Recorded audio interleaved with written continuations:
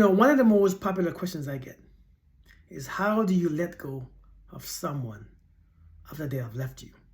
Someone that you love, but they are gone. And the question is again, how do you let go of someone that you no longer have? And the question is so simple because the answer is right in it, that you no longer have. If you no longer have someone, how do you let go of them? Well, you can't let go because there's nothing there. It is very hard to let go of something that's not there because you realize that you are letting go of the image in your mind.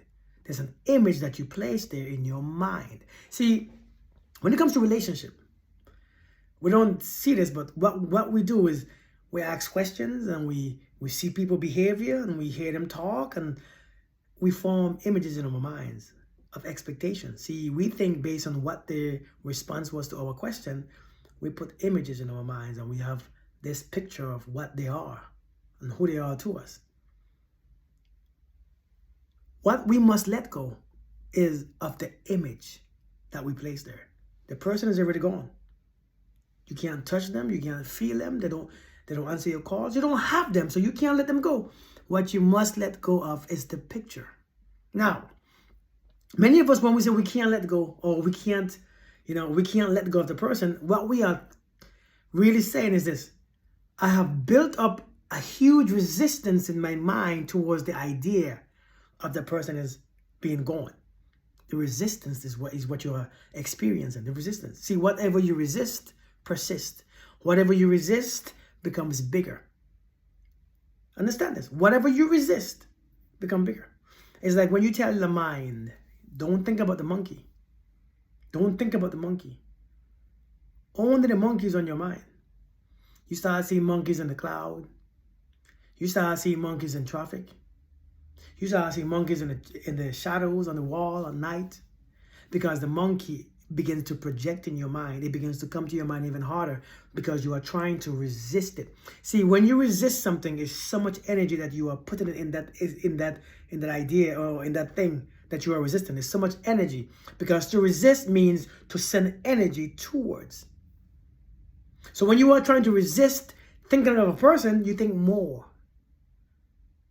And then you think so much that you begin to feel this feeling, this heavy feeling. And based on the feeling, you think that you can't live without them and you love them so much and you can't let them go. But what you are misunderstanding is you are experiencing the resistance that you are experiencing, that you are doing.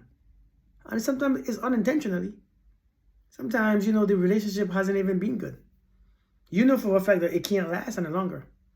But just because you have lost control of the situation and you don't know, you don't want to be the one to take the, you wanted to be the one to break up with them. You wanted to be the one to say, listen, I can't do it no more. But they did it first. So since you have no control, you resist the idea because now you can't do anything about it. So now all of a sudden you think that you love them, you can't live without them, they mean the world to you. And the truth is they don't. It's just that they mean the resistance to you. So how do you let something go? By allowing it to happen. Allowing the process to take place. Relaxing your body and stop fighting your reality. If somebody walks out on you, you can't do anything about it. You can't force nobody to be with you. You can't force nobody to stay with you. You can't force nobody to make love to you. You can't. So what you must do is to accept. And the quicker you accept it, is the quicker it moves. You get over it. It's simple. The more you resist, is the harder it is. Because what you are resisting is an idea.